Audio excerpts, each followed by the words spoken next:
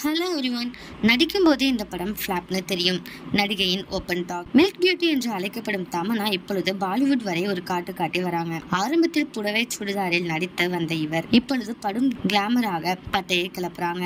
அதுவும் ஜெயிலர் படத்தில் கவாலியா பாடலில் குத்தாட்டம் போட்டு ரசிகர்களை கிரங்கடித்து இருக்காங்க.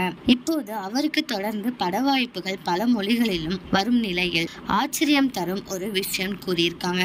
அது என்ன அப்படின்னா, அதாவது தன் நடிக்கும் போதே இந்த படம் ஃபிளாப் ஆகும் என்று தெரியும் என கூறியிருக்காங்க. அதாவது விஜயின் 5வது படம் என்று மிகப்பெரிய எதிர்பார்ப்புடன் வெளிவந்த படம் தான் சுறா. இந்த படத்தில் கதாநாயகியாக தமன்னா நடிச்சிருந்தாங்க.